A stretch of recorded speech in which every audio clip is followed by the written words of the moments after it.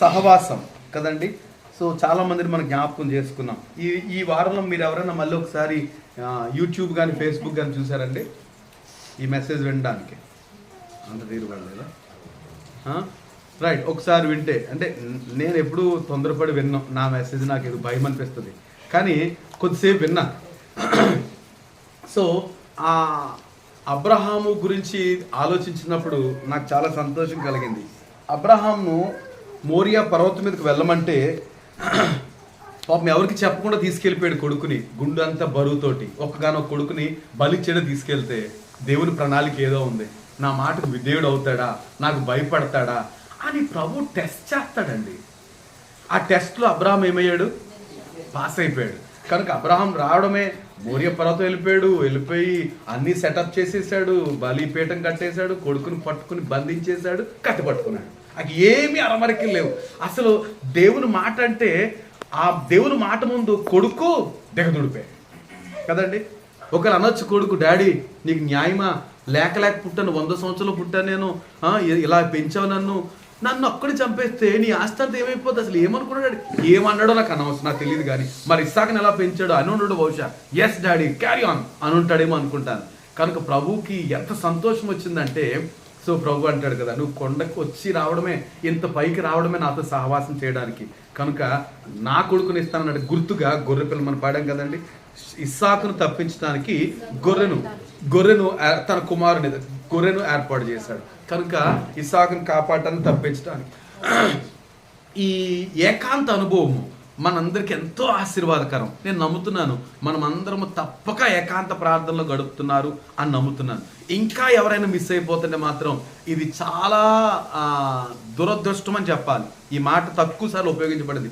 అదృష్టము దురదృష్టం అనేది తక్కువ సార్లు కానీ ఉపయోగించబడింది పరిశుద్ధ గ్రంథంలో. కనుక తప్పక ఏకాంతంగా ప్రభుతో గడపడానికి మనం ప్రయత్నం చేద్దాం. అది కొండ. సో యేసు ప్రభు కొండ మీదకి వెళ్ళారు. గత వారం మనం ధ్యానం చేసింది ఆయన మనకంటే ముందు వెళ్ళారు కదండి. మనకంటే అన్ని విషయాల్లో ముందున్నారు. నేను ఈరోజు మరలా ఈ వారంలో కూడా ఒకసారి జ్ఞాపకం చేసుకున్నాను. మనకంటే ముందు వెళ్ళి మనం ఏమైతే పరిస్థితులు ఎదుర్కొంటున్నామో ఈరోజు వాటన్నిటిని ప్రభు ఎదుర్కొన్నారండి. మీరు ఎవరు ఏం చెప్పండి, ప్రభు దగ్గరికి వెళ్తే ఐ నో మై చైల్డ్ అంటాడు. అవునమ్మా నాకు తెలుసు, అవునయ్యా నాకు తెలుసు, ఇవన్నీ నాకు తెలుసు అంటాడు ప్రభు. ఎంత కొన్నిసార్లు మనం అడుగుతాం, నీకేం తెలుసు ప్రభువా, నా బాధలు నీకేం తెలుసు అంటాం. సో ఒక్కోసారి నేను ఎదుర్కొన్నది మీరు ఎదుర్కోకపోవచ్చు, మీరు ఎదుర్కొన్న నేను ఎదుర్కోకపోవచ్చు, కానీ మనం అందరం ఎదుర్కొన్నది మాత్రం ప్రభు ఎదుర్కొన్నాడు. ఈ నోస్ వెరీ వెల్. ఏమండి, ఒక మాట ఉంటుంది, కుటుంబీకులు కూడా ఆయన గౌరవించలేదండి. తెలుసా మీకు? యేసు ప్రభుని కుటుంబీకులు ఆనర్ చేయలేదండి. మనకి ఈ రోజు అంత గొప్పగా ప్రభుని గణపరుస్తున్నాము, తన కుటుంబం ఎవరు పట్టించుకో. ఎందుకయ్యా ఇక్కడ అన్నారు వాళ్ళు, ఎందుకయ్యా ఇక్కడ, నువ్వేదో ప్రవక్తనే దేవుడికి అనుకుంటే వెళ్ళొచ్చు, యెరూషలేంకి వెళ్ళొచ్చు కదా, ఇక్కడ ఉంటావు ఎందుకు, ఇక్కడ ఎందుకు ఉంటావు, నువ్వు ఎక్కడికి వెళ్ళాలో అక్కడికి వెళ్ళొచ్చు కదా, ఇక్కడ ఎందుకు ఈ న్యూసెన్స్ అంతా? వాళ్ళు ఎలా ఫీల్ అయ్యారు? ఏదో న్యూసెన్స్ అనుకున్నారు కదండి. చాలా సహజంగా మన కుటుంబాలు కూడా అలాగే అనుకుంటాయి కదండి. కానీ ప్రభువు తెలుసు, కానీ కుటుంబ తిరస్కారం కూడా ఆయన తెలుసు. ఏమంటే ప్రతి పరిస్థితి ఇదని చెప్పలేను నేను, ప్రతి పరిస్థితి యేసు ప్రభు తెలుసు. కనుక మనం ధైర్యం తెచ్చుకోవచ్చు కదండి. ఒకసారి నిజంగా మనకు కలిగిన పరిస్థితిని బట్టి ఏకాంతంగా వెళ్ళి, ఏంటి ప్రభు నా పరిస్థితి అండి, ప్రభు మన ముందు ప్రత్యక్షమయ్యి, ఏం సంగతి, నాకు తెలియదా విషయం, మరి నేనేం చేశాను అంటే ఒక్కసారిగా ప్రభు మీకు స్తోత్రం, మళ్ళీ బలం పుంజుకుంటాం, దేవుని మహిమ కలుగును గాక. సో ఏ పరిస్థితులు మన వల్ల అన్ని విషయాలు శోధించబడ్డాడని, ప్రార్థన విజ్ఞాపనలు చేశాడని, ఆయన మనసు ఏంటో చూసాము మనం, ఆయన సంపూర్ణత చూసాము. తర్వాత మన కొరకు ముందుగా చనిపోయాడు, తిరిగి లేచిన ప్రభు, తర్వాత మనకంటే ముందు ఆకాశం గుండా వెళ్ళిపోయిన ప్రభు తిరిగి రాబోతున్నాడు, మనల్ని కూడా తీసుకెళ్తాడు. దేవునికి స్తోత్రం. ఈ రోజు మరొక విషయాన్ని మనం దానిలో నుంచే గమనించాలని, యేసు ప్రభు కొండెక్కిన తర్వాత ఎవరిని పిలిచారు? పిలువబడిన, లేకపోతే టైటిల్ ఏమంటదంటే పిలువబడిన వారు ఎవరు? బహుశా ఇది టైటిల్ వచ్చేయాల్సింది. ఓకే, పిలువబడిన వారు ఎవరు? ఈ కొండ మీదకి ఆయన ఎక్కిన తర్వాత మీరు కింద ఉండండి, నేను పైనుంచి ఉపన్యాసం చేస్తాను అనలే.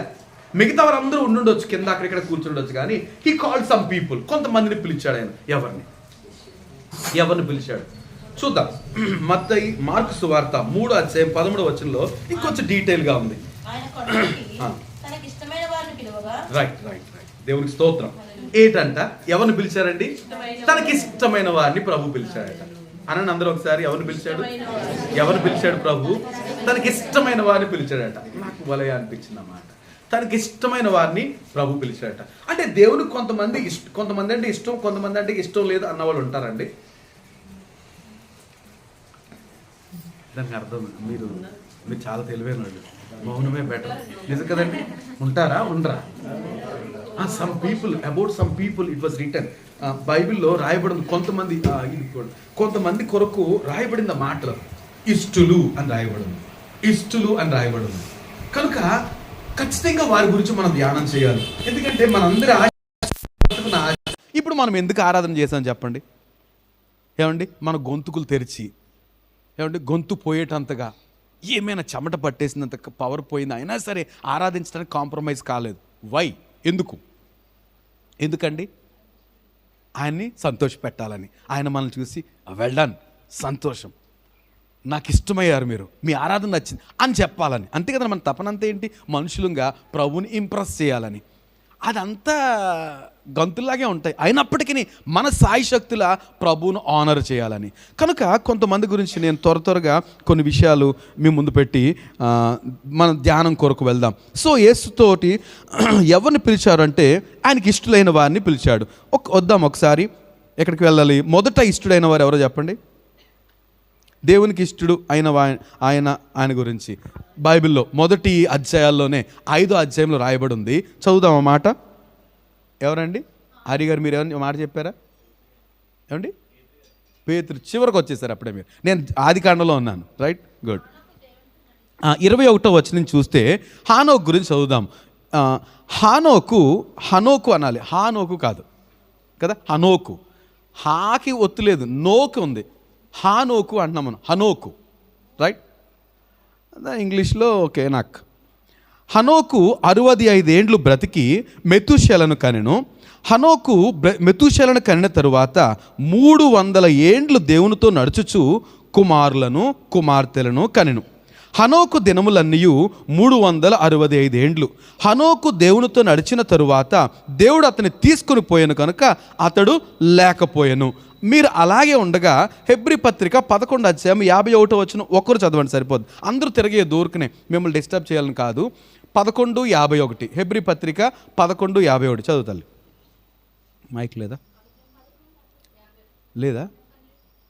11వ అధ్యాయం హెబ్రీ పత్రిక 15 51 కాదు 15. హనోక్ గురించి ఉంటుంది కదా. 51 కాదు, ఇక్కడ ఎందుకు రాసుకున్నాను అలాగా. 5 విశ్వాసమును బట్టి 11వ అధ్యాయం 5వ వచనం. విశ్వాసమును బట్టి హనోకు మరణం చూడకున్నట్లు కొనుపబడను. అతడు కొనుపబడక మునుపు దేవునికి ఇష్టడై ఉండనని సాక్ష్యం పొందెను. ఏంటంట? అతడు కొనిపోబడక మునుపు దేవునికి ఇష్టడై ఉండనని సాక్ష్యం పొందాడు. హనోక్ గురించి రాయబడిన మాట ఏంటంటే దేవునికి ఏటంట ఆయన ఇష్టుడు. మొదటగా రాయబడిన మాట హనోకు దేవునికి ఇష్టుడు. ఈరోజు నా ఒక టాపిక్లో ఈ ఆలోచన ఏంటంటే, ఎందుకు హనోకు దేవునికి ఇష్టడయ్యాడు? మనకేం కొత్త కాదు, ఈ మాట ఏం కొత్త కాదు, ఈ టాపిక్ ఏం కొత్త కాదు. అయినప్పటికీ ఒకసారి ఆలోచిద్దాం అండర్ దిస్ హెడింగ్. ఏది? ఇష్టులు, దేవునికి ఇష్టులు అన్న దాంట్లో. దేవునికి ఇష్టుడు ఎలాగయ్యాడు హనోకు? ఏమండి, మనందరికిలాగే పుట్టాడు. 65 సంవత్సరాలు బతికిన తర్వాత బహుశా అప్పుడు పెళ్లి చేసుకున్నట్టున్నాడు. మొదటి కొడుకు పుట్టాడు మెతూషెల పుట్టిన తర్వాత 65 సంవత్సరం. అప్పటి నుండి దేవునితో నడవడం మొదలుపెట్టాడట. ఏమండి, దేవునితో ఎంతకాలం నడిచాడు? 300 ఏండ్లు దేవునితో నడవడం కష్టమా సులువా చెప్పండి. నాకు వచ్చిన ఆలోచన ఈరోజు ఇది. దేవునితో 300 years అంటే నేను అంటాను కదండి. ఫిలిప్పీ పత్రిక 4వ అధ్యాయం 4వ వచనంలో ఆయన సమీపంగా ఉన్నాడు కనుక కొంచెం ఓపిక పట్టండి అంటున్నాడు. ఏంటంట? మన వయసు ఎంతకాలం బతుకుతాము? యావరేజ్ ఏజ్ అంటే ఇంకా మనందరం భయపడాలి. ఆల్రెడీ మనలో చాలామంది యావరేజ్ ఏజ్ దాటేసాం. యావరేజ్ ఏజ్ అంటే యావరేజ్ మనుషులు పుట్టి చచ్చిపోతున్న యావరేజ్ లెక్క పెడితే అది 35 40 ఉంటుందంట. ఎప్పుడూ దాటేసాం అవన్నీ. చాలామంది అంటే మనం ఎప్పుడూ దాటేసాం. దేవుని కృపలో మనం ఉన్నాం. ఇప్పుడు ఎప్పుడు ప్రభు పిలుస్తాడా లేకపోతే ఎప్పుడు వస్తాడో ఎదురు చూస్తూ కొంచెం ఓపిక పడుతున్నాం మనం. కానీ హనోకు ఎంతకాలం నడిచాడంటే దేవునితోటి 300 అంటే మన ఏజ్తో పోల్చుకుంటే 6 మనుషులు లెక్క. అంటే 50 సంవత్సరాలు అనుకుంటే 6, అంతే కదా. 300 6 50లు 6 50 3 6 జీవితాలు లెక్క. అంటే అదే పనిగా 300 ఏండ్లు దేవునితో నడిచాడట. నేను అందరు బట్టి ప్రభుని స్తుతించాను. మాటలా ప్రభువా, సామాన్యమా సత్క్రైస్తవునిగా బ్రతకడం? ఎంత కష్టం అండి, ఎంత కష్టం సత్క్రైస్తవునిగా బ్రతకడం. అటు ఇటు బతికేయచ్చు, ఎలాగా? నులివెచ్చనగా బ్రతకడం పెద్ద కష్టం కాదు కదండి. కానీ తీవ్రత కలిగి బ్రతకడం అమ్మ కష్టమే. ఈ తీవ్రత కలిగి బతికేటప్పుడు పాస్టర్ తిరుగుతూ ఉంటారు కదండి. ఏమైంది అని అడుగుతూ ఉంటారు కదా. నేను రాగానే ఆ మాట్లాడగాను, మళ్ళీ తర్వాత అయ్యో రాగానే మాట అనేసాను అనుకున్నాను. కానీ ఎందుకంటారు? సత్క్రైస్తవునిగా బ్రతకాలనే తీవ్రత, అందరూ ఆ విధంగా ఉండాలని తీవ్రత. కనుక ఇలాంటి ఎన్ని శ్రమలు ఎదురవుతాయి కదండి. ఎంతమంది చేత మాటలు పడాలి, ఎంతమంది అంటే బయట సంగతి పక్కన పెట్టండి. ఏమండి, దేవుని సేవకులు, వాక్యము చెత్త కొడతా ఉంటుంది, ఒక్కోసారి కొడతా ఉంటుంది. ఇవన్నీ ఏంటిది మాటలా? 300 సంవత్సరాలు. నాకు అది ఆలోచన చేస్తే అమ్మ హానోకు సామాన్యమైన వ్యక్తి కాదు, 300 సంవత్సరాలు దేవునితో నడిచాడు.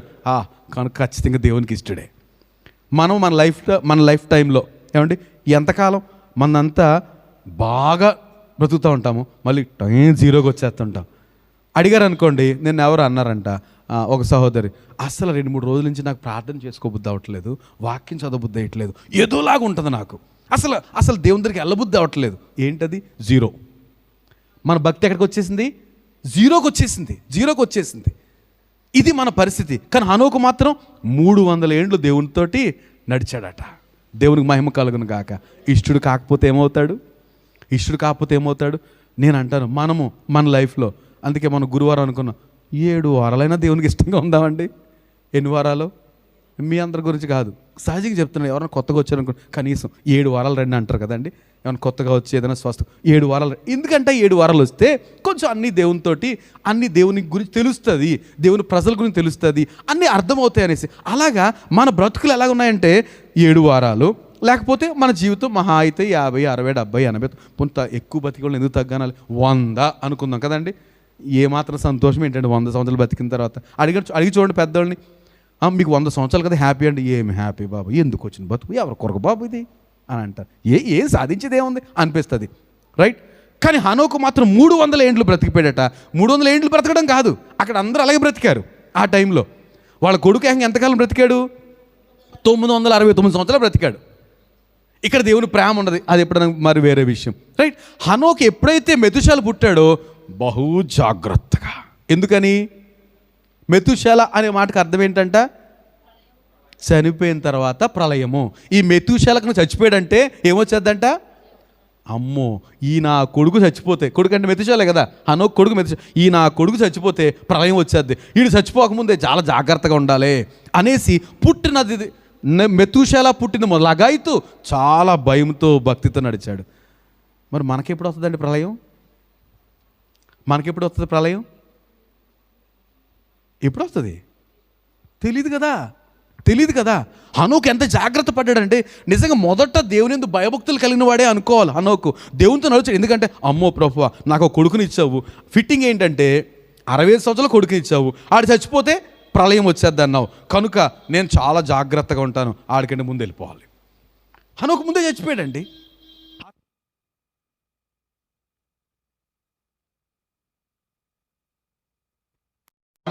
మనం గమనించాలి, అతను చనిపోతే ప్రాయం అన్నప్పుడు ఎంతకాలం బ్రతికాడండి మెతుషాల?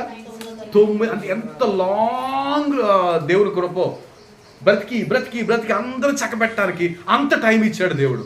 మొత్తం సృష్టి అంతా నాశనం అయిపోయింది. సో గమనిస్తే, హనోకు చేసిన పనులు మొట్టమొదటిది నాకు అనిపించింది ఏంటంటే 300 ఏండ్లు దేవునితో నడవడం అనేది ఇది సామాన్య విషయం కాదు. సో మనకి ఈరోజు మనం ఏం నేర్చుకోవాలి ఈ మాటను బట్టి? ఏమండి, మనం కూడా దేవునికి ఇష్టంగా ఉండాలంటే ఏం చేయాలట? మనం ఈ వయస్సు ఏమండి మహాకృప చొప్పున ఏదోలాగా ఇంతవరకు వచ్చేసామండి. మేము మాలో ఇక్కడ ఉన్న కొంతమంది 50 దాటేసామండి. సో ఇక్కడి నుంచి అయినా ఏం చేయాలంట? దేవునితో నడవాలి. ఏమైనా సరే, మిగతా వాళ్ళకిలా కాదు అండ్ అటు ఇటులా కాదు, పక్కా బ్రతికిన వరకు. ఏమో మెతుషాల ఎప్పుడు చచ్చిపోతుందో తెలియదు అన్నట్టుగాను, ఎప్పుడు ఏ ప్రళయం వస్తుందో తెలియదు. కనుక బ్రతికితే దేవుని కొరకు బ్రతుకుదాం అంతే. మళ్ళీ అటు ఇటు ఏమండి గంతులు, ఏ గంతులు? ఫ్రాక్ జంపింగ్స్, కుప్పి గంతులు వేయకూడదు. పక్కా దేవుని కొరకు బ్రతుకుదాం, మనం ఆటోమేటిక్ దేవునికి ఇష్టం అయిపోతాం. ఇంకొక దేవునితో నడవడం అనేది ఇట్స్ ఎ గ్రేట్ థింగ్. కదండి. 300 ఏండ్లు దేవుడితో నడిచాడు. నడుస్తూ ఇంకొక విషయం ఏంటంటే నేను గమనించాను, అరణ్యానికి వెళ్ళిపోయాడు ఈ 300 ఏండ్లు. Are you agree with me? ఎక్కడికి వెళ్ళిపోయాడు? కొండకెక్కేసాడా? అరణ్యానికి వెళ్ళిపోయాడా? అంటే దేవుడితో అలా గడపాలంటే ఎక్కడికి పోవాలి మనం? అలా పోలే. కుటుంబంతోనే ఉన్నాడు, బిడ్డలకు అంటున్నాడు, ఫ్యామిలీతో ఉన్నాడు. ఇది మరీ నన్ను క్వశ్చన్ చేసిందండి. ఫ్యామిలీతో ఉంటూ దేవునితో నడటం ఈజీయా? ఏమండి, ఫ్యామిలీతో ఉంటూ భార్య బిడ్డలతో ఉంటూ దేవునితో నడటం సులువా కష్టమా? అందరూ కష్టమే అంటున్నారు. మరి ఏం చేద్దాం? వదిలేద్దామా? ఏమ్మా, హానోకు మనకు ఎగ్జాంపుల్గా ఉన్నాడండి. ఆయన నడిచాడు 300 ఏండ్లు, బిడ్డలకు అంటున్నాడు, పిల్లలు, భార్య, కొడుకులు, కూతుర్లకు అంటున్నాడు, దేవుడితో మాత్రం నటంలో రాజీ పడలే. మనకి ఎంత ఆదర్శవంతం అండి హానోకు. మనం అనుకున్న బాబా ప్రభా ఈ బాధ, ఈ ఒంపి, గందరగోళం, వెళ్ళిపోతాను ఎక్కడికన్నా వెళ్ళిపోయి సుఖంగా బ్రతుకుతాను కొండ మీద లేకపోతే అక్కడెక్కడో. ఎన్నోసార్లు అంటున్నాం ఈ మాటలు కదండి. బహుశా అందరం అంటున్నాం అనుకుంటా. అందరూ అంటున్నారు, ఎందుకు వచ్చింది సంత, నేను ఉండలేను బాబోయ్, నేను ఉండలేను. కొత్త పాట ఏం లేదు కదా, ఉండలేదు. కుటుంబం మన బాధ అంటే ఏంటంటే, నీతో ఉండాలంటే ఈ కుటుంబంతో నేను ఉండలేను, ఇది అంతా గందరగోళం, చాలా నేను ఇబ్బంది పెట్టి కానీ దూరంగా వెళ్ళిపోతాను. హానోకు అలా వెళ్ళిపోలే, కుటుంబంతోటే ఉన్నాడు. కుటుంబంతో భార్య బిడ్డలతో సంతోషంగా ఉంటున్నాడు, దేవునితో నడుస్తున్నాడు. ఒక రోజున అన్నాడు ప్రభు, ఓకే హానోక్ బాయ్ అంటే, కుదరదు ప్రభు, ఇక సరిపోదు, వచ్చేస్తాను ఇక్కడ, మా బిడ్డలు పెద్దోళ్ళు అయిపోయారు, వాళ్ళు బతుకుతారు. ఆడు నడక పెద్దోడు ఎవడాడు, ప్రతిశాలు అది చూసుకుంటాడు, చాలా కాలం బతుకుతాడు కాబట్టి నీ ప్రణాళిక ప్రకారం నేను వచ్చేస్తాను. సరే వచ్చాయి ఏమండి, అంతే వెళ్ళిపోయాడు దేవునితోటి. దేవుడు కొనిపోయాడట, అతను లేడిక కొనిపోయాడు. ఏమి భక్తి అంటారు దాన్ని, ఏమండి, దేవునితో నడటం అంటే ఇది ఛాలెంజింగ్ నడక అంటే. సో ఆలోచన చేద్దాం, మనం కూడా దేవునికి ఇష్టం అవ్వచ్చు అండి. మనకి ఇచ్చిన ఇంకా హానోకు అంత టెస్ట్ మనకు లేదండి. దేవునికి స్తోత్రం కదండి. మనం ఎంతకాలం బ్రతుకుతాం? మహా అయితే అబ్బొబ్బొబ్బో అనుకుంటే, ఏమండి, అలాగే మోషే అన్నట్టుగా 70-80, ఏమండి, ఇంతకాలం బ్రతుకు సరిపోతుంది నాతో నడుస్తూ. మోషే హానోకు అయితే 300 years టార్గెట్ ఇచ్చాడు ప్రభు. మనకు మహా అయితే ఇంకా నాకైతే 20-30 సంవత్సరాలు, ఒకవేళ దేవుని చిత్తమై కలకాలం అలా ఉంటే కాకిలాగా, ఏమండి, ఇంకో 30 సంవత్సరాలు ఎలా నడవాలంటే నేను దేవునితో నడిస్తే దెన్ ఆయనతోటి ఆనందించగలుగుతాను. సో ఆయనతో నడుస్తూ, కుటుంబంతో ఉంటూ, ఆయనతో నడుస్తూ, ఆయనకి ఇష్టంగా ఉంటే right, he can call me. ఎక్కడ అంటాడు? కొండపైకి తీసుకెళ్తాను. దేవుని మహిమ కలుగును గాక.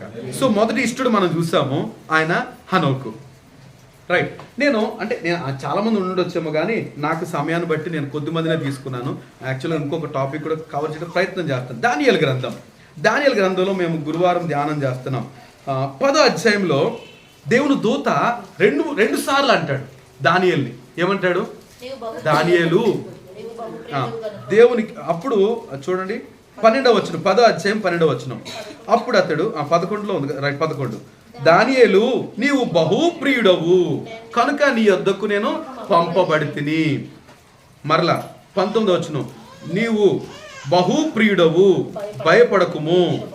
ఇంకా 12వ వచనంలో, అప్పుడు అతడు దానియేలు భయపడకుము, నీవు తెలుసుకొనవలసినవి వలనని నీ మనస్సును అప్పగించి దేవుని ఎదుట నిన్ను తగ్గించుకున్న ఆ మొదటి దినం మొదలుకొని నీవు చెప్పిన మాటలు వినబడినవి కనుక నీ మాటలను బట్టి నేను వచ్చేతిని అంటూ. అంటే దేవుని ఎదుట దానియేలు ఏమేడంట? బహుప్రియుడంట.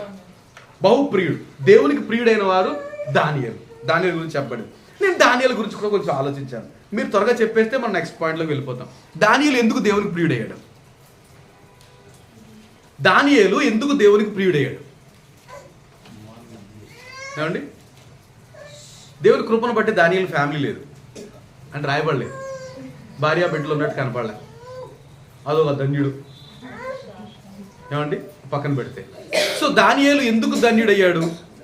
ఏమండి, దానియేలు ఈ కాంటెక్స్ట్ మనం చూస్తే మొదటి వచనం చదివితే, మీరు 10వ అధ్యాయంలో చదివితే, లేకపోతే 2వ వచనమా, దానియేలు భక్తి అంటే ఆ దినం 2వ వచనం నుంచి, ఆ దినముల యందు దానియేలు నేను 3 వారములు దుఃఖ ప్రాప్తుడనైతిని. ఒక విషయం తెలుసుకోవాలి దేవుని దగ్గర నుంచి. నాకు ఇదేం అర్థం కావట్లేదు, కన్ఫ్యూజన్గా ఉంది. ఇంకా ఎప్పుడు ఇశ్రాయేలు విమోచన కనుక ఇదేదో దేవుని దగ్గర తేల్చుకోవాలనేసి ఏం చేశారంట? దుఃఖ ప్రాప్తుడయ్యాడు. ఎంతకాలం? అది 3 వారాల తర్వాత తెలిసింది మనకి. అనుకున్నాడు ఏమైనా సరే నేను కొద్ది కాలం దేవుని దగ్గర దుఃఖ ప్రాప్తుడుగా దుఃఖముఖిగా గడపాలనుకున్నాడు. దుఃఖము అంటే ఉపవాసం ఉండాలనుకున్నాడు. ఉపవాసంలో కొంచెం మనందరూ సంతోషించే ఉపవాసం చేశాడు ఈయన. ఏమంటే మనందరికీ సంతోషం కలుగుతుంది. కానీ అలా ఉపవాసం అన్న మీరు ప్రార్థన రావచ్చు. ఉపవాసం అంటే పొద్దునుంచి పచ్చి మంచులు తాకూడదు కాబోలు, కానీ ఎక్కడ వస్తామని అనుకోవద్దు. అలాంటి పరిస్థితి ఏమీ కాదు. దానియేలు ఉపవాసం అన్న చేద్దాం. ఏం చేశాడంటే దానియేలు గడుచు వరకు ఏంటంట, ఇది ఒక రకమైన ఉపవాసం. ఏం చేసేవాడు? సంతోషంగా భోజనం చేయలేకపోయాడు దానియేలు. అంటే భోజనం చేశాడా లేదా? ఎలా చేశాడు? రా పెరుగుందా, ఇది పచ్చడేం లేదా, అలాంటి ఏమనలే కదండి. ఒక కూరైనా వాళ్ళైతే 3 కూరలు వేసుకుంటారు, ఎనిమిది లేకపోయినా పర్లేదు, మనకు ఒక్క కూర టింగు మంట పెడతాను ఎక్కడ, ఇలాంటి ఏమనలే. ఏది పెడితే అంటే సంతోషం తినలేదు, బాధతో తిన్నాడు. ఏంటి ఉద్దేశం ఏంటి? నా దుఃఖము ప్రభు చూడాలి, నా వేదన ప్రభు చూడాలి, నా దుఃఖ ముఖాన్ని ప్రభు చూడాలి. కనుక అంటే బ్రతకాలి కాబట్టి తినేవాడు అనమాట. సంతోషంగా తినేవాడు కాదు. ఇంకా అందులో ఏం తినేవాడు కాదంట, కక్క తినేవాడు కాదు, మాంసం తినలేదు. అంటే దేవుని దగ్గర జవాబు వచ్చినంత వరకు మాంసం తినడం మానేశాడు. దీన్ని బేస్ చేసుకుని క్రైస్తవులు ఎవరు మాంసం తినకూడదు అంటాం ఉద్దేశం కాదు, కరెక్ట్ కాదు. ఏమంటే అది కరెక్ట్ కాదు. దేవుడు ఆ లిమిటేషన్స్ లేవు. తన భక్తి గురించి చెప్తున్నాడు. నేను నా ప్రభు దగ్గర సమాధానం పొందేటంత వరకు నేను సంతోషంతో భోజనం చేయనండి, మాంసం తినండి, నాకు సంతోషానికి కారణమైన ద్రాక్షరసాన్ని కూడా తాగనండి. ద్రాక్షరసం అంటే మందు అనుకోవద్దు, ఏమంటే దానియేలు మందు తాగడు అనుకోవద్దు. అది న్యూ వైన్ వాళ్ళకి వాడుక, ఇశ్రాయేల్కి. కనుక యేసు ప్రభువే న్యూ వైన్ కదండి. సో ఆ సంతోషానికి కారణమైన ద్రాక్షరసాన్ని, ఇప్పుడు మనము కూల్ డ్రింక్ భోజనం అయిపోయిన తర్వాత అవ్వకముందు అవుతూ ఉన్నప్పుడు తప్పనిసరిగా అయిపోయింది ఏంటంటే కూల్ డ్రింక్ కదండి, థమ్స్అప్ లాంటిది. సో అట్లాగా యేసు ప్రభు ఆ డ్రింక్ మానేశాడు కొంతకాలం. సో దానియేలు కొద్ది కాలం ఆ దుఃఖమొగ్గ ఉన్నప్పుడు సంతోషంతో భోజనం చేయలేదు, మాంసం తినలేదు, ఇంకా ద్రాక్షరసం ఇలా అభిషేకాలు కూడా చేయలేదట. మరి ఏం చేసేవాడు? డ్యూటీ చేసేవాడు. ఎందుకని? దానియేలు is not an ordinary man. ఆయన సామాన్యుడు కాదు. ఏంటి ఆయన ఉద్యోగం? ఇష్టమైతే ఆఫీస్కి వెళ్ళడం, కష్టమైతే మానేయడం కాదు, మనం చర్చికి వచ్చిన మానేసినట్టుగా. అలా కాదు. తను ఆ బబులోను సామ్రాజ్యంలో ఆ రాజ్య 127 సంవత్సరాలకు ముగ్గురు ముఖ్యమైన వ్యక్తులు ఉంటే ఆ ముగ్గురులో చీఫ్ దానియేలు. రాజుతో చాలా దగ్గరగా ఉండాల్సిన పరిస్థితి. అలాంటి దానియేలు ఎంత రెస్పాన్సిబుల్ అండి, ఎంత బాధ్యతగా ఉండాలి.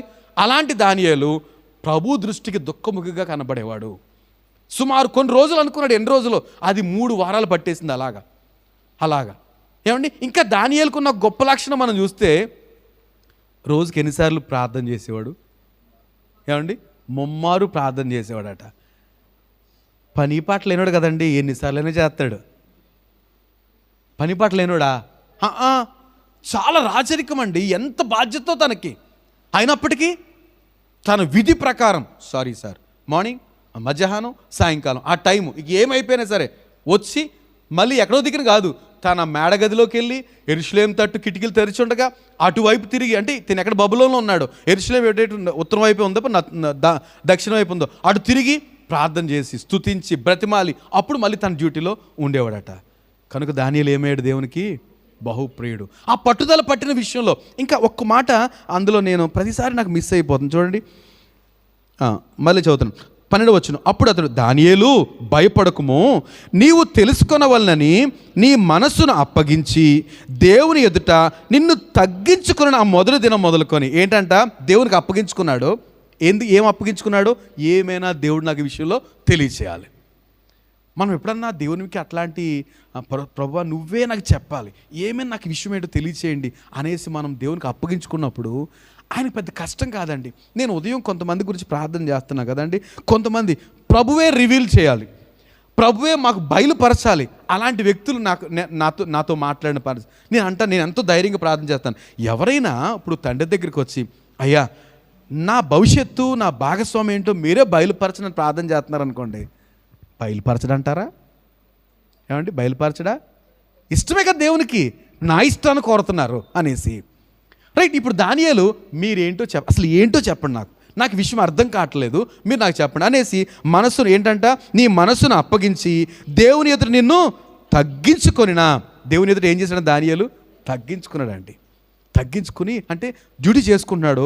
కృంగిపోయిన మనసు, అయ్యా నువ్వు నాతో మాట్లాడాలి, తప్పుగా చెప్పాలి నాకు అంటే. ఒకరోజు చక్కటి దర్శనం కలిగింది.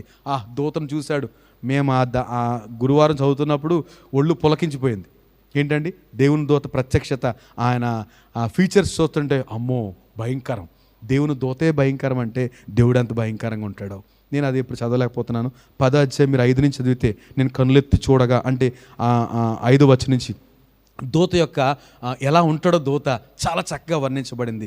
అబ్బా చాలా సంతోషమైంది. రైట్. కనుక ఇప్పుడు దానియేలు బహుప్రియుడు ఎందుకయ్యాడంటే దేవుని ఎదుట తన మనసుని స్థిరపరుచుకుని దేవుని కొరకు ఎదురు చూస్తూ, ఏమండి దేవునికి తను తగ్గించుకుంటూ దేవునికి ఎదురు చూస్తున్నాడు. ఎంతో బిజీ, తన బాధ్యతలు ఎక్కువైనప్పటికీ దేవుని విషయంలో ఏమాత్రం కాంప్రమైజ్ కాలేదు. ఏమండి మనం కొంచెం ముందుకు వెళ్తే, దానియేలు గురించి కొంచెం ముందుకు వెళ్తే 6వ అధ్యాయం 27వ వచనంలో కూడా తన భక్తి విషయంలో మాత్రం తనకు తానే సాటి. ఒప్పుకుంటారా? దానియేలు భక్తి ఎలాంటిదంటే, భక్తి సింహాల గుహలో పడేస్తాను అన్నా కూడా డోంట్ కేర్. ఏమండి సింహాల గుహలో పడేస్తానన్నా కూడా ఏమాత్రం లెక్క చేయని భక్తి. కనుక ఆ రాజుకే అర్థం కాలేదు, రాజుకే నమ్మకం వచ్చేసింది, లేదు దానియేలు లాంటి భక్తిపరుణ్ణి సింహాలు ఏం చేయలేవండి. ఎవరికి నమ్మకం వచ్చిందండి? రాజుకి, అన్య రాజుకి వచ్చింది. దానియేలు ఇంత భక్తి చేస్తారు కదా, ఆ దేవుడు ఉన్నాడో లేడో, సహజంగా అంతే కదండి, ఎవరి దేవుడు వాళ్ళకి. ఇప్పుడు దానియేలు దేవుడి గురించి ఈ రాజుకి ఏం తెలియదు, కానీ దానియేలు మంచోడు, చాలా భక్తిపరుడు. కానీ ఇంత భక్తిపరుడు, నిత్యము సేవించేవాడు కనుక దేవుడు ఇతను రక్షిస్తాడా లేదా? నా మటుకు నేను ఏం చేయాలంట రాజు ఏం చేశాడంట, తను ఫాస్టింగ్ డిక్లేర్ చేశాడండి. ఇంకా ఈ హోల్ నైట్ ప్రేయర్ అట. ఆ రాజు ఎవరు? దానియేలు చెరసాల్లో ఉంటే, ఆ గుహలో ఉంటే, లేకపోతే గుహైనా అది, దానియేలు గుహలో ఉంటే ఈ రాజు ఏం చేశాడంట, రాత్రి హోల్ నైట్ ప్రేయర్, వీణలు వాయిద్యాలు అవన్నీ ఆపేశాడు, నిద్రపోలేదు, ఉపవాసం ఉన్నాడు, వారితో ఎవరితో భోజనం చేయలేదు, రాత్రంతా తిరుగుతూనే ఉన్నాడు. తినక ప్రార్థన రాదు, కానీ ఒకటే తెలుసు, దానియేలు దేవుడే కనుక దేవుడైతే నువ్వు అతన్ని రక్షిస్తావు. నేను ప్రొద్దుట వెళ్తాను, ప్రొద్దుట వెళ్ళి దానియేలు అనగానే ఒక మాట నాకు వినపడాలి, ఇదే ప్రార్థన అనుకుంటాను నేను. దేవుడు అన్యుడు ప్రార్థన కూడా ఆలకించాడు. రాత్రంతా ఉపవాసం ఉండి ప్రార్థన చేశాడు దానియేలు కాదు, ఎవరు? ఆ మాట చదువమ్మా 18వ వచనం. అంతటా రాజు తన నగరునకు వెళ్ళి, 6వ అధ్యాయము 18వ వచనం, ఆ రాత్రి అంతా ఉపవాసం ఉండి నాట్య వాయిద్యములను జరగనీయలేదు, అతనికి నిద్ర పట్టకపోయేను. ఏం చేశాడు చెప్పండి? Whole night fasting and whole night. రాత్రి అంతా మెలకుగా ఉన్నాడు, భోజనం చేయలేదు, సంతోషం లేదు, ఏమీ లేదు, అలాగే తిరుగుతూ ఉన్నాడు. కనుక నేను ఈ విషయం అనుకున్నప్పుడు అనుకున్నాను, ఎప్పుడైనా ఒకసారి హోల్ నైట్ ప్రేయర్కి మీరు అందరూ సార్ చేద్దామని అందరూ అంటే, ఒకరోజు ఒక రాత్రి అంతా మెలకుగుండి ప్రార్థన చేయడానికి ఒక అన్యుని చూసి మనం, కానీ అన్యరాజు ఏమంటున్నాడు, నాట్య వాయిద్యాలు లేవు, భోజనం లేదు, రాత్రంతా మెలకుగా ఉన్నాడు. దేవునికి మహిమ కలుగును గాక.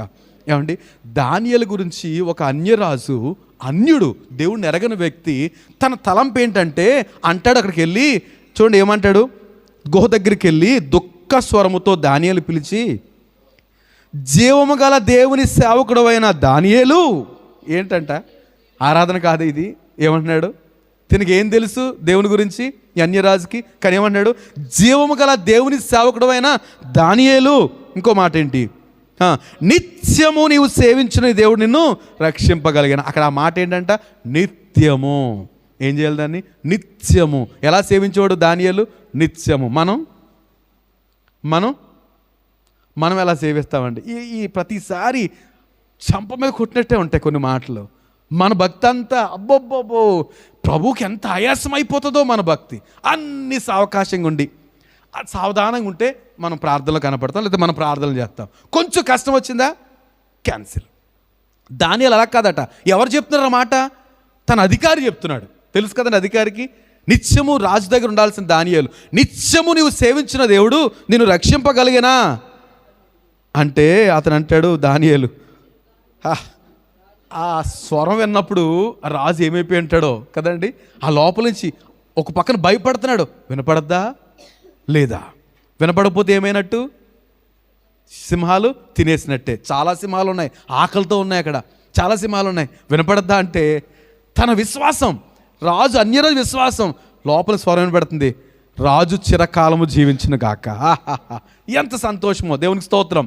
ఏమండి, దానియేలు భక్తి విషయంలో అన్య రాజు అభినందిస్తున్నాడు, అన్య రాజే మెచ్చుకుంటున్నాడు దానియేలుని. దేవుడు మెచ్చుకోడా? మన భక్తి ఏమండి, మన దగ్గర పనిచేసి, లేకపోతే మనం పనిచేసే, లేకపోతే మనతో, లేకపోతే మన కుటుంబము అట్లీస్ట్ వాళ్ళైనా ఐడెంటిఫై చేయాలండి. అంటే ఐడెంటిఫై చేయటం కొరకనేసి ప్రార్థన చేయమని అంటలే, హృదయాన్ని అర్థం చేసుకోవాలి. ఏమండి, మన భక్తి కనీసం మన కుటుంబంలో తెలియాలి. అమ్మో వీళ్ళ భక్తి పరులు, లేకపోతే అమ్మో నాన్న, అమ్మో అమ్మ, అమ్మో అక్క, అమ్మో చెల్లి, అమ్మో అన్నయ్య. ఖచ్చితంగా మన భక్తి ఇంట్లో తెలుస్తుంది కదా, ఇంట్లో తెలుస్తుంది కదా మన భక్తి. తర్వాత మనం ఎక్కడ పని చేస్తున్నామో తెలుస్తుంది కదా, మనం ఎక్కడ నివసిస్తున్నామో తెలుస్తుంది కదా. ఇప్పుడు దానియేలు భక్తి రాజుకి అర్థమైంది కనుక నిత్యము నీ సేవించిన దేవుడు నేను రక్షిస్తాడు. దానియేలు ఉన్నావా అంటే, రాజు చిరకాలం జీవించగాక, నేను నా దేవుని దృష్టికి నిర్దోషిగా ఉన్నాను కనుక దేవుడు తన దూతను పంపి నన్ను రక్షించాడయ్యా అంటాడు కదండి. ఒక స్టేట్మెంట్ ఇచ్చాడు, నేను ఎప్పుడు అది చదువుతాను అన్నమాట. 23వ వచనం చూస్తే, రాజు ఇందును గురించి అతి సంతోషభరితుడై దానియేలు గుహలో నుండి పైకి తీయుడని ఆజ్ఞేయగా బంట్రోతులు దానియేలును బయటకు తీసిరి. అతడు తన దేవుని యందు భక్తి గలవాడైనందున అతనికి ఏ హానియు కలుగలేదు. ఏమంటే ఈ స్టేట్మెంట్ మనం అండర్లైన్ చేసుకోవాలి. ఎందుకంటే అతడు తన దేవుని యందు భక్తి కలవాడే. మనము భక్తి పరులమేనండి, మనమే భక్తి పరులమే. కనుక దానిలో ఎందుకు ఇష్టడేనంటే భక్తిపరుడు. దావీదు ఒక స్టేట్మెంట్ ఇస్తాడు కదండి, 16వ కీర్తన 3వ వచనం అంటాడు, నేను ఎలాగందును, 16వ కీర్తన 3, నేను ఎలాగందును, భూమి మీద ఉన్న భక్తులే శ్రేష్ఠులు, వారు నాకు కేవలము ఇష్టులు. ఏంటంట చదవండి. భూమి మీద ఉన్న భక్తులే శ్రేష్ఠులు, వారు నాకు కేవలం ఎవరికి ఇష్టమంట? రసిక కావ్యం అంటే ఎన్గ్రేవ్డ్ అనమాట. అంటే శిలాశాసనం అయ్యింది ఏంటంటే, భూమి మీద ఉన్న భక్తులే శ్రేష్ఠులు, వారు నాకు కేవలం ఇష్టలు అని దావీదు అంటంటే, లేదా ఈ కీర్తనగాడు అంటంటే, ప్రభు అంటున్నాడు భక్తి గలవారంటే నాకు ఇష్టం. దేవునికి మహిమ కలుగును గాక. మనం సంతోషించాలండి. మనం చేసే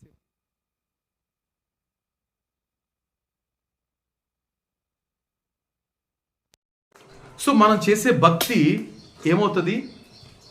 ఏమవుతుందండి? దేవునికి ఇష్టమైపోతుంది. కనుక దానియేలు దేవునికి ఇష్టడైపోయాడు. ఇంకా భక్తి గలవారంటే దేవునికి ఎంత ఇష్టమో. ఇంకా నేను ఒక మాట చదవాలనుకున్నాను, ఇఫ్ టైం పర్మిట్స్. కీర్తనల గ్రంథం 149వ కీర్తనలో ఈ భక్తి గల వారి గురించిన, వారికి ఇచ్చిన ధన్యతల గురించి నేను 5వ వచనం నుంచి త్వరగా మాటలు చదువుతాను, దయతో వినండి మీరు. 5వ అధ్యాయం 149 5వ వచనం. భక్తులు ఘనత నొంది ప్రహర్షించుదురుగాక. అండి, భక్తులు అన్నప్పుడు మనము మన భక్తి విషయంలో కొంచెం సందేహించడం అంటే మన భక్తి సంతృప్తికరంగా ఉంటే సంతోషం. ఏంటంట, మన భక్తి ఎలా ఉండాలంట? సంతుష్టి సహితమైన దైవభక్తి గొప్ప లాభ సాధకం. సంతుష్టి అంటే సాటిస్ఫైడ్ భక్తి. ఇప్పుడు మీ భక్తి మీకు సంతృప్తిని ఇస్తుందా అనే ప్రశ్న నేను అందరిని అడుగుతున్నానండి. సంతృప్తిగా నేను భక్తి చేస్తాను అన్నవాళ్ళు ఏమొద్దు, మీరు హృదయాల్లో నిశ్చయించుకుని సరిపోదు. మీ భక్తి మీకు సంతృప్తిని ఇస్తుంటే మీ గురించే చెప్తున్నమాట. మీ భక్తి మీకు సంతృప్తిని ఇవ్వకపోతే ఇది మంచి సమయం. అయ్యా, నిజంగా నేను తగినంతగా మీరు నా పట్ల చూపించిన కృపకు, నన్ను రక్షించినందుకు ఇంతకాలమైనా నేను తగినంత భక్తి చేయట్లేదు ప్రభు, నన్ను క్షమించు, అయినా ఇక్కడి నుంచైనా ప్రయత్నం చేస్తాను అనుకున్నాం కదా. హనోకు 300 ఏండ్లు దేవునితో భక్తి చేశాడండి, 300 ఏండ్లు దేవునితో నడిచాడండి. ఇది సామాన్య విషయం కాదు. కనుక మనకెంత మహా అయితే 30, 40, 20 సంవత్సరాలు మనం భక్తి చేసి సరిపోతుంది. అట్లాంటప్పుడు ప్రభువా ఇంతవరకు ఏదోలా గెంటుకొచ్చేసాను, ఒకసారి చేసి ఒకసారి చేయక చాలాసార్లు అసంతృప్తిగానే అలాగే పడుకున్నాను. అయ్యో కాసేపు కూడా ప్రార్థన చేయలేదని పడుకున్నాను. ఏమండి, కనుక ఇక్కడి నుంచి అయినా నేను భక్తి చేస్తాను అనుకుంటే మాత్రం ఇది మన కొరకే మాటలు, రైట్? మన భక్తి మనకు సంతృప్తినిస్తే గొప్ప శక్తి వచ్చేద్దండి. ఆటోమేటిక్గా దేవునికి ఏమైపోతాం? మనం ఫేవర్ అయిపోతాం, ఇష్టలం అయిపోతాం. ఇక్కడ చదువుదాం మాట 4వ వచనం చూస్తే 5వ వచనం. భక్తులు ఘనత నొంది ప్రహర్షించుదురుగాక, వారు సంతోషభరితులై తమ పడకల మీద ఉత్సాహగానము చేదురు. పడుకుని ఏం చేస్తారంట? మనం పడుకునేటప్పుడు ఉత్సాహగానాలతో పాటలతో పడుకుంటామంట, లేచేటప్పుడు పాటలతో లేస్తామంట. ఎంతమంది అలా పాటలు పాడుతూ పాటలు పాడుతూ లేస్తారండి? ఫోన్ అనుకోండి, ఫోన్ అనుకోండి, అయిపోతే తెల్లారిపోతుంది. మళ్ళీ బాబాయ్ వెళ్ళే పెట్టలేదేంటి, ఇంకాను డైలీ బ్రెడ్ అదే ఏదో పెట్టలేదేంటి, ఇది మన బతుకు. కానీ భక్తులు ఏం చేస్తారంట, పాటలు పాడుకుంటూ పడుకుంటారట. నీవున్నావు నాకెందుకు ప్రభు. మనం ఎప్పుడు పాడతామంటే నెలాఖరులు పాడతాం. దేవుడే నాకాశ్రయం, జీతాలు రావు, డబ్బులు లేవు, ఇంకా బోర్డు సమస్యలు ఉన్నాయి, దివ్యమైన దొరకమని పాడతాం. మొదటి వారంనేమో నాకేమీ కొదువా నాదు. మిగతా అన్ని రోజులు ఏమండి వాక్యం చెప్తుంది, భక్తులు ఏం చేస్తారు, పడకలకు వెళ్తే ఏం చేస్తారంటే వాళ్ళు పాటలు పాడతారంటండి. వాక్యం సత్యం అండి. మనం ప్రభుతో అంత క్లోజ్గా దానియేలు నడిస్తే అసలు దానియేలుకి సింహాల్ బోను ఒకటే, రాజు ఒకటే. ఇది ప్రభు ఉంటాడు కదా దానియేలుతో పాటు, దానియేలుతో పాటు ప్రభు ఉంటాడు కనుక ఎక్కడైనా ఒకటే. అబ్రహాంకి కొడుకు దగ్గరనో ఒకటే, దేవుడి దగ్గరనో ఒకటే, ప్రభుతో ఉంటాడు కదా.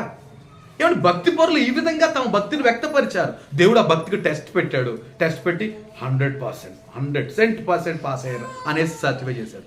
మనకి టెస్ట్ పెట్టాడు అనుకోండి, ఎన్నో వస్తాయి మేరీ. నాకు ఈ బిడ్డల గురించి బాధ అనిపిస్తుంది.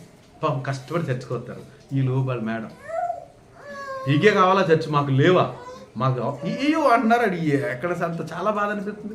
ఎంత ఇలాగా బిడ్డల్ని కనీసం ఆదివారం కాసేపు 2 గంటలు ప్రార్థన కూడా అవకాశం ఇవ్వని ఏం ఉద్యోగాలు నాకు అర్థం కావట్లేదు. ఏమండి, సో మన భక్తి కాంప్రమైజ్ కాకూడదు. వాళ్ళకి అర్థం అవ్వాలి, అమ్మో వీళ్ళు భక్తి పరులు, ఏది ఏమైపోయినా ప్రార్థనకి వెళ్ళిపోతారు. ఆదివారం మనం 1 కోటి రూపాయలు ఇస్తారన్నా ఉండరు అనేటట్టుగా వాళ్ళకి అన్యులకి అర్థం కావాలంటే మనం ఏం చేయాలి? వాళ్ళు చెప్పిన పనుల్లో చేసి ఆదివారం కూడా వాళ్ళు కూడా తిరిగితే అర్థమవుతుంది. వాళ్ళకి ఏమర్థమవుతుంది? రాము నష్టపోయిన పర్లేదు. మా పాస్టర్ ఎప్పుడు అంటూ ఉండేవారు, ఎప్పుడు అంటూ ఉండేవారు. మాకు సండే ఎక్కువ బిజీగా ఉండే కొద్దిమంది ఉన్నారు, వాళ్ళ విషయాలు అన్నారు. మీరు వారమంతా పనిచేసి ఒక డబ్బాలో ఒక రాసుకోండి, ఆదివారం ఎంత, సోమవారం ఎంత, మళ్ళీ వారం అంతా రాసుకొని ఎంత వచ్చిందో కౌంట్ చేసి పెట్టండి. ఈసారి ఏం చేస్తారంటే ఆదివారం గుడికి రండి, ఆదివారం పని లేదు కదా గుడికి రండి, సోమ మంగళ బుధ గురు శుక్ర శని వరకు ఎంత వచ్చిందో రాసుకోండి. మీరు 2 టాలీ చేయండి. నిజంగా ఆదివారం గుడికి వెళ్ళి మీరు డబ్బులు తగ్గితే అది నేను ఇస్తాను. తగ్గుతాయండి చేతి వృత్తులు కానీ ఏదైనా కానీ, తప్పక దేవుడు గణపరచబడతాడు. ఆయన సమర్థుడు అండి, ఆయన సమర్థుడు కనుక మనకి సామర్థ్యం అనుగ్రహించేవాడట. మీరు భాగ్యము సంపాదించుకోవడానికి సామర్థ్యము దయచేవాడు దేవుడే. సామర్థ్యం ఇచ్చేది ప్రభు. మనం ఏం చేద్దామంటే అబ్బాయి నేను చాలా కష్టపడిపోవాలి, రాత్రి పగలనక ఆదివారం సోమవారం కష్టపడిపోవాలనుకుంటాం. తన ప్రియులు నిద్రించుండగానికి ఇవ్వగలుగుతాడు. మనం ఇంకెక్కడ కష్టపడాలి? భక్తి విషయంలో కష్టపడాలండి. ఇప్పుడు దానియేలు ఉన్నాడు, తన భక్తి విషయంలో కష్టపడుతున్నాడు. ఏమైపోయినా సరే, నరకమైన లేకపోతే సింహాలు పోయిన రెడీ అన్నాడు. ఇప్పుడు ఏం జరిగిందంట? తర్వాత రాజు స్టేట్మెంట్ ఇస్తున్నాడు. ఆ మాట చదివితే నేను వచ్చేసాను కదా, ఆ అధ్యాయంలో చివరి అంటాడు, ఈ దానియేలు దేవుడు రక్షించడానికి సమర్థుడు, ఆయనే దానియేలు సింహాల నుంచి విడిపించాడు. దానియేలు ప్రమోషన్ ఏంటంట? దానియేలుకి ప్రమోషన్ అండి, ఇంకా ఉన్నతమైన స్థితికి ఇచ్చేశాడు. ఏం కష్టపడ్డాడు అనేసి భక్తి విషయంలో కాంప్రమైజ్ కాలేదు. అనుకుని ఉంటాడు మనం ఇంక ఈయన తీసేస్తారా ఈరోజు, దానియేలు తీసేస్తారు అనుకున్నాడు, కానీ తీసేశారా? ఏం చేస్తారు? ప్రమోషన్ ఇవ్వాల్సిందే. అది దేవునికి సాధ్యం. దేవునికి మహిమ కలుగును గాక. రైట్, ఇక్కడ భక్తుల గురించి చెప్పబడుతున్న మాట మనం చూస్తే, వారు సంతోషభరితులై తమ పడకల మీద ఉత్సాహగానము చేయుదురుగాక. ఇంకా వారి నోట దేవునికి చేయబడు ఉత్సాహ స్తోత్రములు ఉన్నవి. మన నోట ఎప్పుడు ఉండాలి? భక్తులకి నోట్లో ఏముంటాయి? ఆటోమేటిక్గా ఉత్సాహ స్తోత్రాలు ఉంటాయి. రైట్, ఇంకా అన్యజనులకు చూడండి, ఈ భక్తి కలిగిన వారికి ఇచ్చే ధన్యత ఏంటంటే, అన్యజనులకు ప్రతిదండన చేయుటకును, ప్రజలను శిక్షించుటకును, గొలుసులతో వారి రాజులను, ఇనప సంఖ్యలతో వారి గనులను బంధించుటకును, విధింపబడిన తీర్పు వారి మీద నడుపుటకును ఆయన భక్తులందరికీ ఘనత ఇదే. అంతేనా? వారి చేతిలో 2 అంచులు గల ఖడ్గమున్నది. ఆయన భక్తులకు అందరికీ ఇదే ఘనత, యెహోవాను స్తుతించు. అంటే రేపు లోకాన్ని, అధికారుల్ని, రాజుల్ని, దేవుని ఎరగని వారందరినీ శిక్షించటానికి, వారికి ఇవ్వబడిన పనిష్మెంట్ని ఆచరించడానికి, అమలు చేయడం అంటే ఏంటంటే, ఇప్పుడు నాకు ఉరిశిక్ష పడింది అనుకోండి, ఎవరు చేస్తారు? జడ్జి వచ్చి నాకు ఉరిశిక్ష చేస్తాడా? తలారి ఉంటాడు కదండి, అది అంటే దేవుడేమో తీర్పు తీరుస్తాడు, ఆ తలారి వచ్చి ఏం చేస్తాడు? జడ్జి ఏమో తీర్పు తీరుస్తాడు, తలారి వచ్చి ఊరేస్తాడు. అలాగే దేవుడు తీర్పు తీరుస్తాడు, దాన్ని అమలు చేసేది ఎవరంట? భక్తులు లోకంలో. ఎంత ధన్యత ఇవ్వబడి తెలుసు. ఆ రోజు మనకు కనబడుతుంది, మనల్ని అపహాస్యం చేసిన వాళ్ళు, మనల్ని ఫుట్బాల్ ఆడేసిన వాళ్ళు, మనల్ని అవమానపరిచిన వాళ్ళు, వీళ్ళందరూ, లేకపోతే రాజులు కావచ్చు, గొప్పలందరినీ మనం తీర్పు తీరుస్తున్నప్పుడు వాళ్ళు అనుకుంటారు, సిగ్గుపడిపోరా వీళ్ళు అనుకున్నాం. కానీ ఏదో భక్తి ఓవర్కి చాలా శాదస్తం ఎక్కువ అనుకున్నాం. కానీ అమ్మో, వీళ్ళ దేవుడు, ఆయనే మనకు శిక్షించాడు, ఈరోజు మన ఇనుపు సంఖ్యలతోటి శిక్ష అనుభవిస్తున్నాం అనేసి అన్యులు సాగిలు పడతారట. భక్తి కలిగిన వారికి ఇచ్చే ధన్యత అదండి. కనుకనే దానియేలు దేవునికి ఇష్టుడయ్యాడు, బహుప్రియుడయ్యాడు. దేవుని మహిమ కలుగును గాక. ఇంకొక రైట్, ఇప్పుడు మూడో ఆయన దేవునికి ఇష్టడైన వారిని ఎవరైనా గురించి చెప్పండి. మీరు చెప్పినా ఒక నా దగ్గర ఉందో లేదో తెలియదు, కానీ ఎందుకులే, టైం లేదు. యేసు ప్రభు గురించి కూడా చాలా మాటలు చెప్పబడ్డాయి కదండి. ఆయన గురించి ఏమంటారు? హీఈస్ మై బిలౌడ్ అంటే ఈయన నా ప్రియ కుమారుడు. ఎప్పుడెప్పుడు చెప్పబడింది అలాగా? నాకు తెలిసి 2 సార్లు. బాప్తిజం పొందిన వెంటనే, బాప్తిజం పొంది ఆయన బయటకు వచ్చి ప్రార్థన చేస్తున్నప్పుడు పరిశుద్ధాత్మ, ఆకాశం తెరవబడి పరిశుద్ధాత్మ పౌరం వలె ఆయన మీదకి వచ్చి వాడినప్పుడు ఆకాశవాణి పలికిన మాట, హీఈస్ మై బిలౌడ్, ఈయన నా ప్రియ కుమారుడు, ఈయన యందు నేను ఆనందిస్తున్నాను. ఎందుకు అలాగ అని ఉంటారు? ఎందుకు అన్నారు? తండ్రి చిత్తాన్ని, లేకపోతే వాక్యాన్ని నెరవేర్చినందుకు. ఏంటంట? వాక్యాన్ని యేసుప్రభు బాప్తిజం పొందాల్సిన అవసరం ఏముంది? నీతి యావత్తు ఆ విధంగా జరిగించడం మనకి తగినది అంటాడు. కనుక నోట పలకబడిన మాట కనుక నమ్మి బాప్తిజం పొందినవాడు రక్షింపబడును. కనుక ఆయన కూడా విశ్వాసం ఉంచి, లేకపోతే ఆయన బాప్తిజం పొందడం ద్వారా ఎప్పుడైతే వాక్యానికి విధేయుడై, ఆయన విధేయత ఉండాల్సిన అవసరం ఉందండి. ఆయన పేరు ఏం పేరు చెప్పండి? యేసు అంటే అర్థం ఏంటి? రక్షకుడికే రక్షణ అవసరమా? ఏమండి? క్రమం మొత్తం ఇదంతా ఇది నీతి యావత్తు ఇలా జరగాలి. కనుక నేను ముందు లోబడుతున్నాను. మనం చూసాం కదా, మనకంటే ముందుగా ఆయన కొండెక్కినట్టు మనకంటే ముందుగా ఏం చేశాడు? ఆయన బాప్తిజం పొందాడు. దేవునికి మహిమ. ఎప్పుడైతే వాక్యాన్ని అనుసరించాడో వెంటనే ఆకాశం తెరబడింది. హీఈస్ మై బిలౌడ్, ఈయన నా ప్రియ కుమారుడు. మరొకసారి రూపాంతర కొండ మీద కూడా కదండి, ఈయన నా ప్రియ కుమారుడు, ఈయన యందు నేను ఆనందిస్తున్నాను అనే మాట చెప్పబడింది. సో యేసు ప్రభు అంటే ఎందుకు తండ్రికి ఇష్టం చెప్పండి? ఈ కుమారుడు అంటే తండ్రికి ఎందుకు ఇష్టం చెప్పండి? ఆయన కుమారుడు అయినందుక? కాదు. వాక్యాన్ని లేదా తన తండ్రి చిత్తాన్ని లేదా దేవుని చిత్తాన్ని నెరవేర్చడానికి ఏమైనా సరే కఠినంగా నిర్ణయం తీసుకునే కుమారుడు. తన తండ్రి చిత్తాన్ని, తండ్రి మనం కూడా అంటాం డాడీ అంటాం. కానీ డాడీ చెప్పిన పని మాత్రం రోజుకు 100 సార్లు అంటాం. కానీ డాడీ చెప్పిన మాట మాత్రం ఏం ప్రయోజనం? ఎందుకు వచ్చింది డాడీ ఆ మాట కదండి. కనుక ఏమంటాడు ప్రభు? మీరు నోటితో నన్ను గనపరుస్తారు కానీ మీ హృదయాలు అవుట్ ఆఫ్ కవరేజ్ ఏరియా కదండి. మన హృదయాలు ఎలాగున్నాయంట? నోటితో ఏకీపించట్లేదు. నోరు మాత్రం డాడీ అంటాము, హృదయాలు మాత్రం ఆయనకి మనకి సంబంధం లేనట్టున్నాయి. యేసుప్రభు అలా కాదు. ఆయన పూర్తిగా దేవునికి లోబడాడు. మత్తయి సువార్తను చదివితే నా తండ్రి తండ్రి చిత్తం నెరవేర్చడానికి వచ్చాను, రాయబడిన ప్రకారం వచ్చాను. ఆయన ఏం చెప్పాడు అదే చెప్తున్నాను. అక్కడ ఏమి నేర్చుకున్నాను అదే చెప్తున్నాను. ఏది విన్నాను అదే చెప్తాను. ప్రతిసారి తండ్రి. కనుకనే నేను తండ్రిని గణపరచువాడిని. మీరు నన్ను ఏమంటున్నారు? మెంటలోడు అంటున్నారు అన్నాడు ప్రభు. అంటాడు దెయ్యం పట్టినోడు అంటున్నారు. నేను దెయ్యం పట్టినోడు కాదు. ఎవరంట? తండ్రిని గణపరచువాడిని. తండ్రి కూడా అంటున్నాడు ఎస్ హీఈస్ మై బిలౌడ్, ఈయన నా ప్రియ కుమారుడు. ఎలా ఉందండి రిలేషను? ఆయనేమో నా ప్రియ కుమారుడు అంటాడు, ఈయన అంటాడు నా తండ్రిని నేను గణపరుస్తున్నాను. ఇది రిలేషన్ అంటే. ఇప్పుడు మనం అంటాం ఒక్కొక్కసారి, కానీ ప్రభు మన గురించి ఏమనుకుంటున్నాడు? ఈయన నా ప్రియ కుమారుడు, ఈమె నా ప్రియ కుమార్తె. ఎప్పుడైనా వినపడిందండి మీ శబ్దం? వినపడలేదా? వినపడుతుంది. ఎప్పుడు? దేవుని చెప్పినట్టు చేస్తుంటే, దేవుని వాక్యాన్ని నెరవేరుస్తున్నప్పుడు ఖచ్చితంగా మన చెవులకు వినపడుతుంది. ఈ మాట వినపడలేదా? ఏ మాట? మీరు కుడి తట్టైనను ఎడమ తట్టని తిరిగినప్పుడు ఇదే త్రోవ, దీనిలో నడువుడి అనే శబ్దం మీకు వినపడుతుందా లేదా చెప్పండి నాకు. ఏమండి? ఎంతమందికి వినపడుతుంది? మీరు కుడి తట్టైనా ఎడమ తట్టని తిరిగినప్పుడు కాదు ఇది త్రోవ, దీనిలో నడువుడి అనే శబ్దం ఎంతమందికి వినపడుతుంది చెప్పండి? ఎవరికి వినపట్లేదు? 1 2 3 4 ఏమంటే మీకు అందరికి వినపట్లేదు. ఎందుకు అర్థం అవుదండి? ప్రతిసారి దేవుడు మనకు బోధిస్తున్నాడు తెలుసా అండి. మనసు చెప్పట్లే దిస్ ఇస్ రైట్, ఇది కరెక్ట్ కాదు, ఈ మాట కరెక్ట్ కాదు, ఇలాగ అనకూడదు, ఈ దారి కరెక్ట్ కాదు అనిపించట్లేదండి. మరి అది ఏంటి అనుకుంటున్నారు? దేవుని స్వరం అది. ఆయన అరేంజ్మెంట్స్ అట్లాంటివండి. అంటే మీకు బయట లౌడ్ స్పీకర్ వచ్చేసి ఉల్లిపాయలు అమ్మేవాడు ఉల్లిపాయలు ఏమంటే అది కరెక్ట్ కాదు దారి అంటాడు అనుకుంటున్నారు. యోబు అంటాడు, నా చెవిలో మెల్లని గుసగుసగా శబ్దం వచ్చింది అంటాడు. ఎన్నోసార్లు కాదు, ప్రతిసారి. అందుకే మనము మార్నింగ్ ధ్యానంలో ఎప్పుడది 4వ అధ్యాయం అనుకుంటా సామెతల గ్రంథంలో, నీవు కుడితట్టు ఏంటిది నీ దారి తప్పించుకో. లాస్ట్ వచ్చిన ఏంటమ్మా 4వ అధ్యాయం చివరి వచ్చిన సామెతల గ్రంథం ఇక్కడే ఉందా? సారీ, నా దగ్గరే ఉంది, నేను తీస్తున్నా. తిరుగకము తొలగించుకోనుమని యెషయా గ్రంథము తర్వాత 30:21 అంటాడు, మీరు ఎడమ తట్టు కుడి తట్టు తిరిగితే ఇది సరైన త్రోవ, దీనిలో నడువుడనే శబ్దాన్ని మీ వెనక వినిపిస్తాను అన్నాడు ప్రభు. చెవులకు వినబడును. అదేనండి మన కాన్సెన్స్, మన మనస్సాక్షి చెప్పే స్వరం అదే. అందరికీ అర్థమవుతుంది, దేవునికి స్తోత్రం, అందరికీ వినపడుతుంది. మనం గమనించమంతే.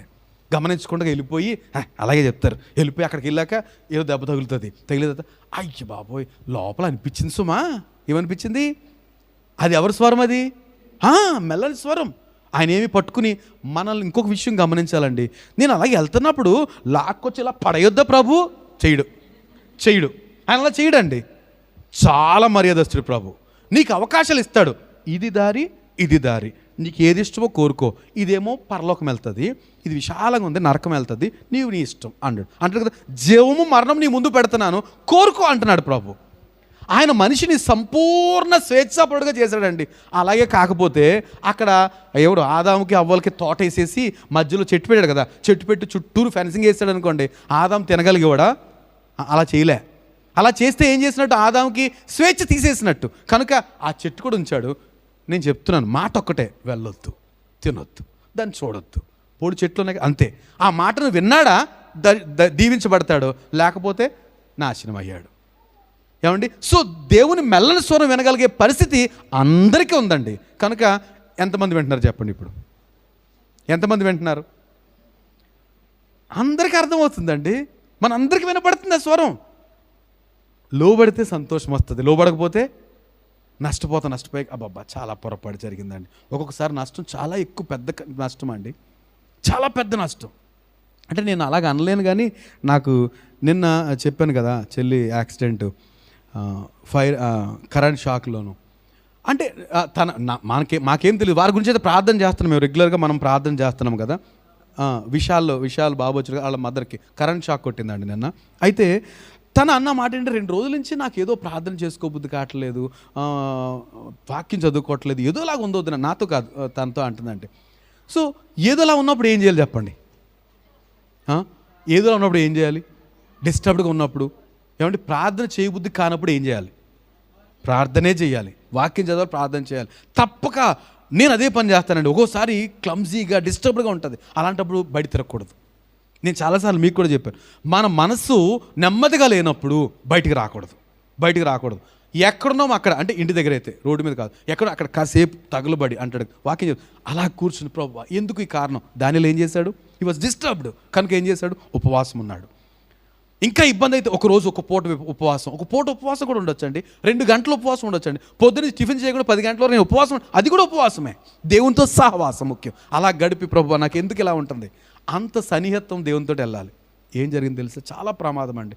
పొద్దుట అమ్మ గుర్తు చేస్తుంటే కరెంట్ షాక్ కొట్టి పడిపోయి మోషన్ కూడా వెళ్ళిపోయినంత పరిస్థితి. బ్రతుకుతారండి, ఎంత ప్రమాదము. కానీ దేవుడు తన కృపనిచ్చాడు.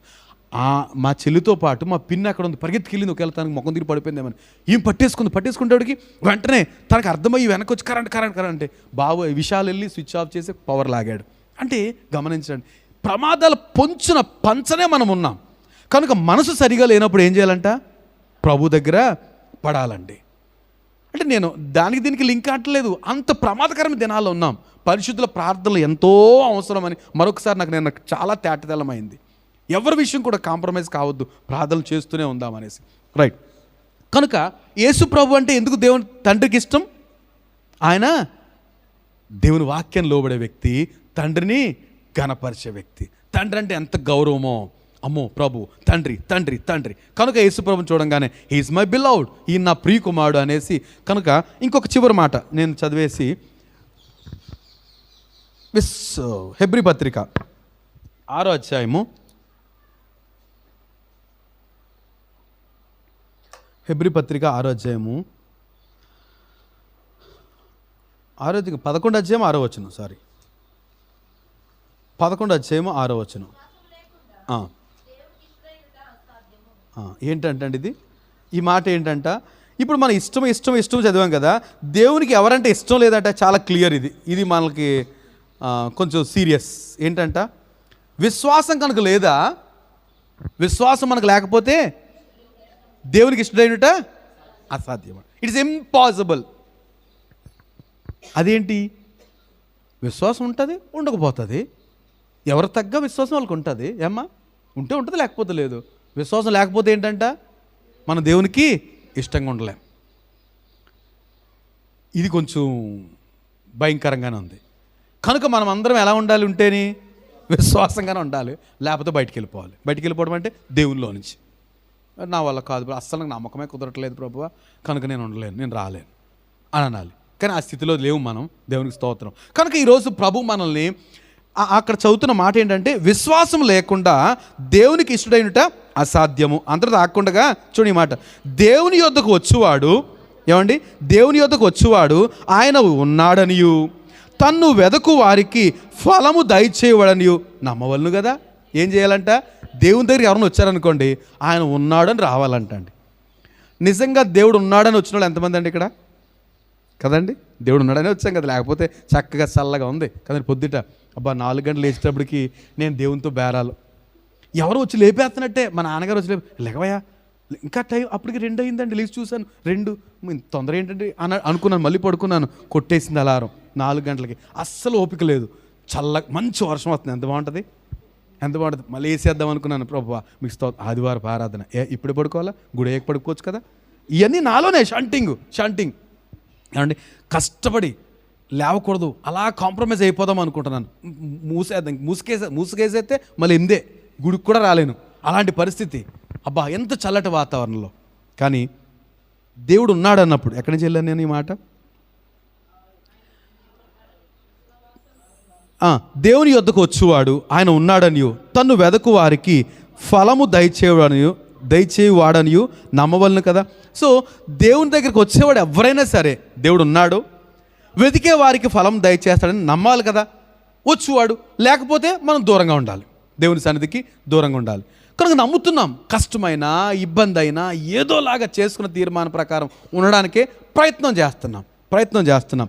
రైట్, ఇక్కడ కొన్ని విషయాలు ప్రభు ఇలాంటి సందర్భాన్ని బేస్ చేసుకుని 3-4 సార్లు గద్దించాడండి శిష్యుల్ని కదండి. ఒకసారి సముద్ర ప్రయాణంలో కదండి, అద్దరికి వెళ్దామన్నాడు, చిన్న దోణిలో తీసుకెళ్తే ఆయన ఏమో రెస్ట్ తీసుకుంటున్నారు కదండి. ప్రభు దోనికి చివరి భాగాన పడుకుంటే పెద్ద తుఫాను వచ్చేసింది, వీళ్ళేమో హడావిడి అయిపోయారు, చాలా ప్రయత్నాలు చేశాను, ఎండలేదు, దోణి నిండిపోయింది, ఆయన దగ్గరికి వచ్చేసింది నీళ్ళు, ఆయన లేవలేదు. ఆయన అదేంటి, వర్షం పడతానే మెలకు వచ్చేది కదా, ఆ రూఫ్ ఉందంటారా ఏమో నాకు తెలియదు, చినుకులు పడతాయి కదా, ఆయన లేవలేదు, పడుకున్నారు. వీళ్ళు వచ్చి లేపుతున్నారు, లేచి ఏమంటున్నారు, మేము నశించిపోతున్నాము, నీకు చింత లేదా అంటే, లేచి ఏమంటాడు ప్రభు, ఏమంటాడు, చాలా చిక్కబడి, బుద్ధి లేదా మీకు అల్ప విశ్వాసులారా, ఇంకెంతకాలం మీతో ఉంటాను, ఇంతగా ఏం చేశాడు, ఎప్పుడు అన్నాడు, వెంటనే పిలిచిన వెంటనే కాదు, లేపిన వెంటనే కాదు, ముందు లేచి అన్నాడు ఆయన. ఎవరిని?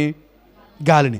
వెంటనే గాలి ఆగిపోయింది. ఆగిపోయిన తర్వాత ఏంటి మీ విశ్వాసం ఎక్కడ, ఎంతకాలం మీతో ఉంటాను, నేనేం చేశాను ఇప్పుడు లేచి, మీరు చేయలేరా పని, బాబే మేమా అంటే ఏమవుతుంది, ఏమి లేదు వీళ్ళకి కదండి. ప్రభు మనతో ఉన్నప్పుడు ప్రాక్టికల్స్ చేయాలండి కదండి. ఏం చేయాలి, ఆయన డిస్టర్బ్ చేయదురా పేదరు అనాలి. అసలు అలాంటి ఆలోచన రావాలి పేదరికి, ఆయన డిస్టర్బ్ చేయదు, పడుకొని సముద్రం కీప్ క్వైట్, ఏమోనంటారు అయిపోయింది. అదే కదా అన్నాడు ప్రభు, ఎంతకాలం మీతో ఉంటాను, ఎప్పుడు మీతో ఉంటానా, చెయ్యండి మీరు అది నన్ను డిస్టర్బ్ చేస్తుంది. ఏం చేస్తుంది? నేను నిద్రపోతున్నా, రెస్ట్ తీసుకున్నాను, అదేమో నన్ను డిస్టర్బ్ చేస్తుంది. కనుక మీరు ఏం చేయాలి? ప్రభు డిస్టర్బ్ చేయొద్దు, కీప్ క్వైట్ అంటే ఏమోను ఆగిపోను. సో ఉన్నారు, ప్రభుతోనే ఉన్నారు, కానీ బ్రదర్స్కి ఏం లేదు. మనం కూడా ప్రభుత్వనే ఉన్నా, కానీ ఆయన ఎదుకొచ్చువాడు, ఆయన ఉన్నాడనియు, తన్ను అడుగువానికి ఫలము దయచేవాడనియు నమ్మవలను కదా. నమ్మకపోతే ఎలా కుదురుతుంది?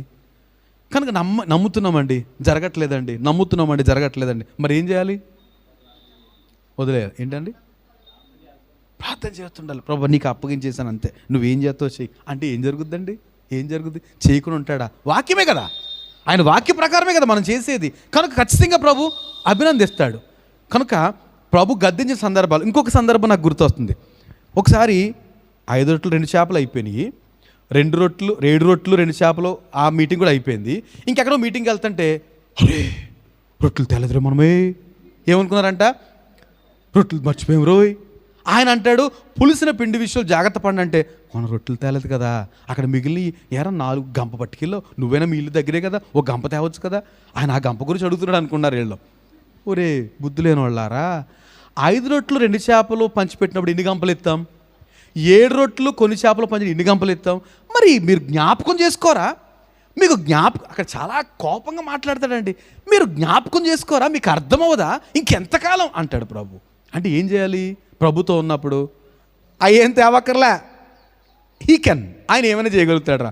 ఎవరి దగ్గర చిన్న రొట్టె ముక్క ఉందా, దాన్ని ఎంతమందికైనా పంచిపెడతాడు, దాన్ని. దేవుని స్తోత్రం. సో ప్రభుకి ఏదో కొంచెం కావాలంతే. అదే ఏంటంటారు?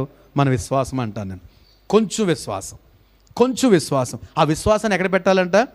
ఇదిగో ప్రభు ఇంతే ఉంది నా దగ్గర, ఇంతే ఉంది నా దగ్గర, సరిపోతండి, అందరిని కూర్చోబెట్టేశాడు, సమృద్ధిగా పనిచేశాడు.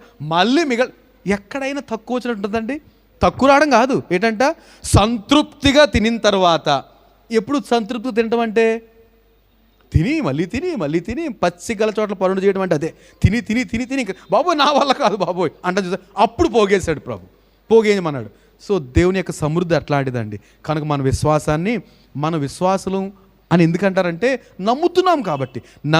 నమ్మితే ఏం చూడాలట? క్రియలు కనబడాలి. నమ్మితే క్రియలు కనబడాలి.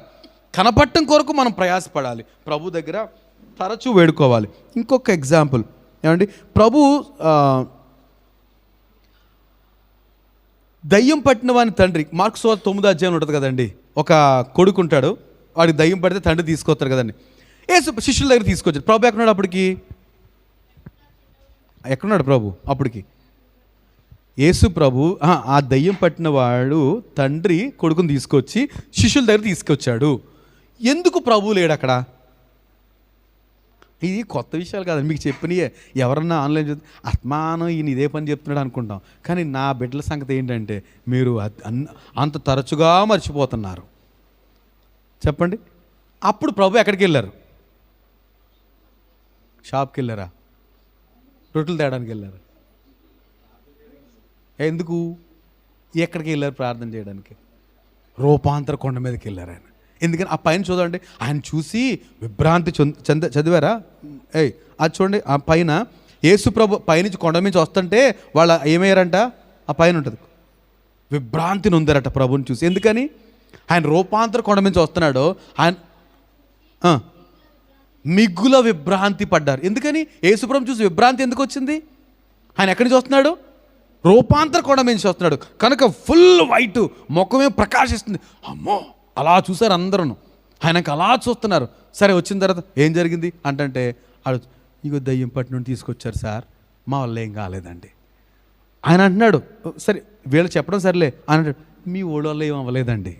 ఏంటంట? మీ ఓళ్ళ వల్ల, మీ శిష్యుల వల్ల ఏం అవ్వలేదండి, నీ వల్ల ఏమైనా అవుతుందా అని అడుగుతున్నాడు. అంటే ప్రభు వరకు సీన్ వెళ్ళక్కర్లే. ప్రభు ఉద్దేశం ఏంటంటే మీరుండాలి కదా, అలాగా నా వరకు ఎందుకు కనిపెడతారు? ఎల్లకాలం మీతో ఉండను నేను. ప్రభు ఉన్నారండి మనతోటి. ఇప్పుడు ఫిజికల్గా లేరు కదా, ఫిజికల్గా లేరు, కానీ ఆత్మగా మాత్రం మనతోనే ఉన్నారు, మనలో ఉండాలి. సో దేవుని కొరకు గొప్ప కార్యాలు మనం తలపెట్టాలి. సో మనం అప్లై చేయాలండి విశ్వాసాన్ని, మనము ఒప్పుకోవాలి, దేవుని కార్యాలు చెప్పాలి, మనం అనుభవించాలి. ఇంకొకసారి ఒక్క మాట చెప్పి నేను ముగించేస్తాను, అయిపోయింది నా టైం. ఏమండి, ప్రభు అంటాడు ఒకసారి, ఈ కీర్తన ధ్యానం మేము డైలీ బ్రెడ్ ఎడార్లు సెలయలు ఒక మాట చదివినట్టు అనిపించింది. అంటాడు ప్రభు, మనం ఆజ్ఞాపించాలంట ప్రభుకి, మనం ఆజ్ఞాపించాలట. కనుక ఆ గుడ్డివాడిని తీమయి కుమారుడిని భర్తీమని తీసుకొచ్చారు కదా, ప్రభు అంటాడు, ఏమంటాడు, నేను నీకు ఏం చేయాలనుకుంటున్నావు, దాన్ని ఇలాగ అనుకుంటున్నాను నేను. ఆ గుడ్డివాడిని తీసుకొస్తే ఆయన అడుగుతున్నాడు, సార్ నేను మీకు ఏం చేయమంటారండి? ఎవరు అడుగుతారు ఆ మాట అండి? బ్యాంకులో ఉంటారు కదా, మే హెల్ప్ యూ కదండి, ఒక క్లర్క్ దగ్గర బోర్డు ఉంటుంది, may help you, helping desk అంటారు. అక్కడికి వెళ్ళి మేడం అంటే చెప్పండి సార్ ఏం చేయమంటారు. ఒక్క మాట, నేను ప్రభుని తగ్గించిన నా ఉద్దేశం కాదు, దేవునికి మహిమ. ప్రభు అంటున్నారు, నేను మీకు ఏం చేయమంటారు? ఎప్పుడైనా ఆలోచించారు అలాగా? What shall I do for you? నేను నీకు ఏం చేయమని గుడ్డివాడిని అడుగుతున్నాడు. చాలామందిని అడిగాడు ప్రభు, నేను నీకు ఏం చేయాలంటే, నేను గుడ్డివాడిని, నాకు బాగు చేయ. రైట్ అంటే దీన్ని ఇలాగ ఆలోచించండి. ప్రభువే మనకు ఆజ్ఞాపించమన్నాడు, ఆయనకు ఆజ్ఞాపించమన్నాడు, ప్రభువా ఈ పని చేయి నువ్వు, అది దేవుని మహిమ కొరకు ఖచ్చితంగా చేసి పెడతాడు ఆయన. ఒక మాట ఉంటుంది కదండి, మనం ఆయనలోను, ఆయన మాట మనలోను ఉంటే మీకు ఏది ఇష్టమో, యోహాను సువార్త 15వ అధ్యాయంలో ఆయన మనం ఆయన యందును, ఆయన మాట మనలో ఉంటే మీకు ఏది ఇష్టమో అడుగుడి, ఆయన మీకు అనుగ్రహిస్తాడు. కనుక దేవుని మహిమ కొరకు మన విశ్వాసాన్ని ఎక్స్టెండ్ చేయడానికి, రుజువుపరచడానికి ప్రభువుని అడగాలంటండి. కనుక అడిగేటప్పుడు ఎలా ఉండాలంట, మనం ఆయన ఎద్దకు వచ్చినప్పుడు ఆయన ఉన్నాడని, తన్ను అడుగువానికి ఫలము దయచేయడని నమ్మాలి. నమ్మకం కుదరకపోతే ఏం చేయాలి? ప్రార్థన చేయాలి. సో ఈరోజు ఇంతటితో నేను ఈ మాటలు ముగిస్తున్నా. సో ప్రభు మనల్ని కోరేది ఏంటంటే, పైకి రమ్మని. ఎవరిని పిలుస్తున్నాడు? తనకు ఇష్టమైన వారిని. ప్రార్థన చేద్దామా? మనము బల్ల కొరకు సిద్ధపడదాం. ఆయనకి ఇష్టమైన వారిని ప్రభు పిలుస్తున్నాడు. 2 నిమిషాలు ప్రార్థన చేద్దాం. You can of this. Thank you lord.